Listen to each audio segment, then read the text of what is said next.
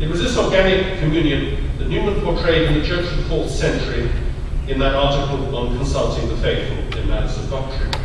And it is this same organic communion of the baptized that is the subject of the first 2 chapters of Lumen Gentium, which avoids speaking of the church, as I have said, in the usual clerical lay terms, and where these terms don't even occur.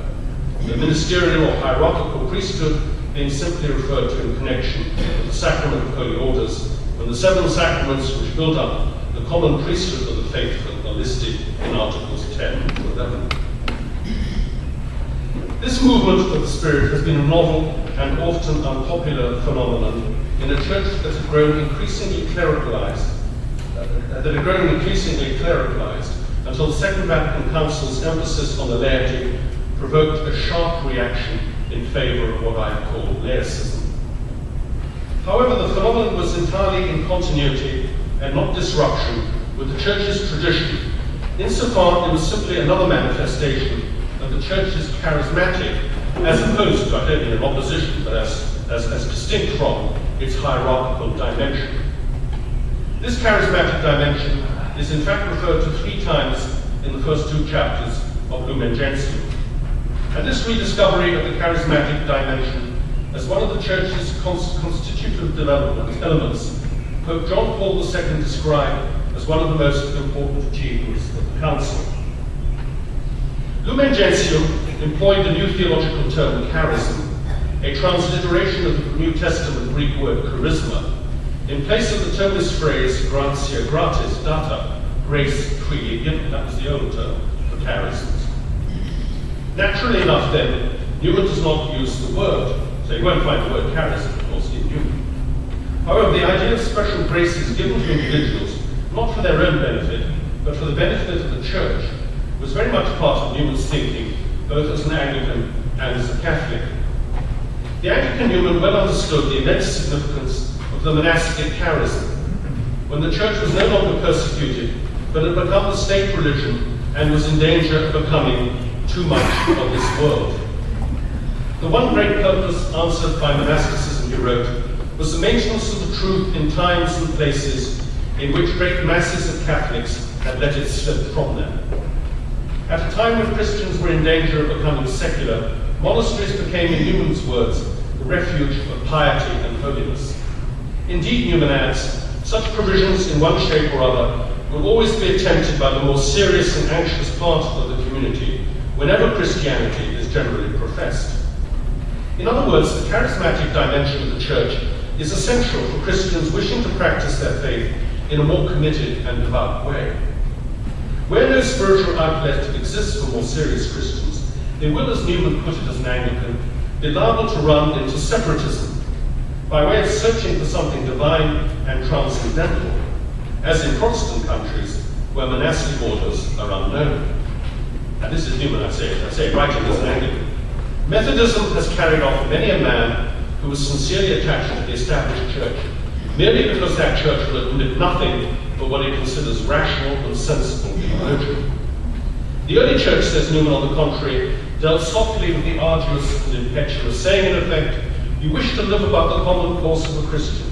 I can teach you to do this, yet without arrogance. Very interesting, Pope John Paul II said exactly the same to the new ecclesial movements and communities, that they had found this wonderful way of expressing their faith, but they must do so without arrogance. By contrast, Newman complains as an Anglican, the Church of England is guilty of the tyranny of those who would not let a man do anything out of the way without stamping him with the name of fanatic.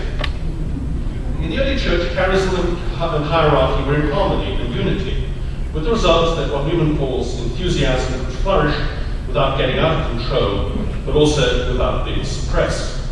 Thus, St. Anthony, the founder of monasticism, would be condemned as an enthusiast in the Church of England, with the result that he would be exposed to a serious temptation of becoming a fanatic. Longing for some higher rule of life, and finding our present lines too rigidly drawn to include any carriage of line that is much out of the way, he might possibly have broken what he could not bend.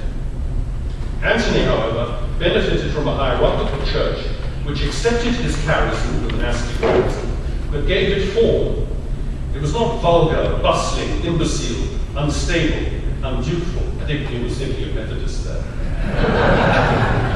It was calm and composed, full of affection and loyalty to the church. Like Lumen Gentium, Newman is insistent that the charisms need the hierarchy to regulate.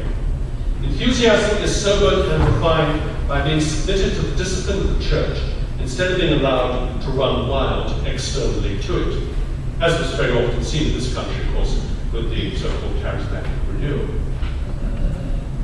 In his essay on the development of Christian doctrine, Newman again wrote about monasticism, emphasizing the immense significance of this charismatic movement for the history of the church. Little he wrote did the youth Antony foresee when he set off to fight the evil one in the wilderness, what a sublime and various history he was opening. A history which had its first developments even in his own lifetime.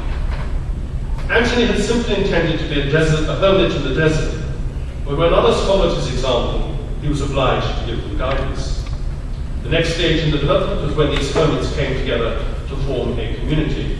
There then followed further developments with St. Pachomius and St. Basil, until finally St. Benedict consolidated these developments, as well as introducing the vital new element of education that was to be so crucial for the church in the Dark Ages when the monasteries became the repositories of learning.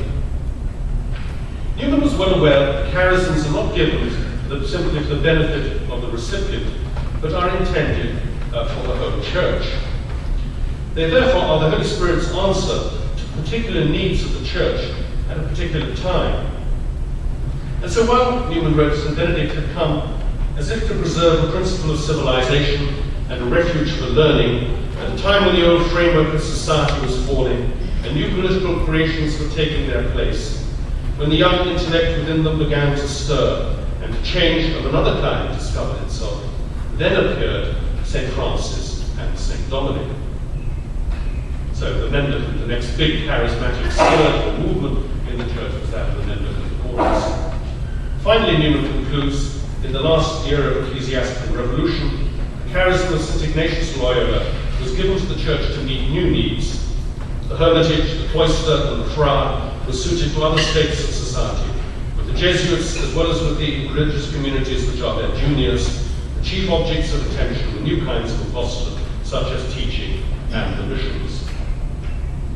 There are half a dozen rhetorical passages in the essay on the development of Christian doctrine, where Newman offers an impression of the early church and asks the reader whether it is not also a likeness of the modern Roman Catholic Church. It is significant, it seems to me, that in the first two of these passages, it is the charismatic aspect of the church which is singled out as the most characteristic feature that both the early church and the 19th century church had in common. The first, in which Newman appeals to the imagination of the reader, begins with the provocative assertion, on the whole, all parties will agree that of all existing systems, the present communion of Rome is the nearest approximation, in fact, to the Church of the Fathers, possibly, though some may think it, to be nearer still to that church on paper. He insists, did St. Athanasius or St. Ambrose come suddenly to life, it cannot be doubted what communion he would take to be his own. All surely would agree that these fathers would find themselves more at home with such men as St. Bernard, or St. Ignatius Loyola, or the Holy Sisterhood of Mercy.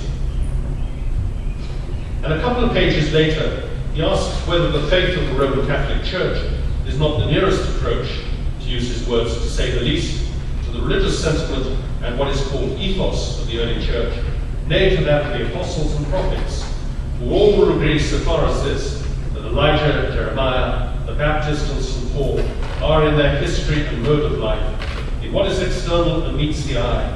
These saintly and heroic men, I say, are more like a Dominican preacher or a Jesuit missionary or a Carmelite friar, more like St. Toribio or St. Vincent Ferrer or St. Francis Xavier or St. Alfonso Liguori than to any individuals or to any classes of men that can be found in other communions.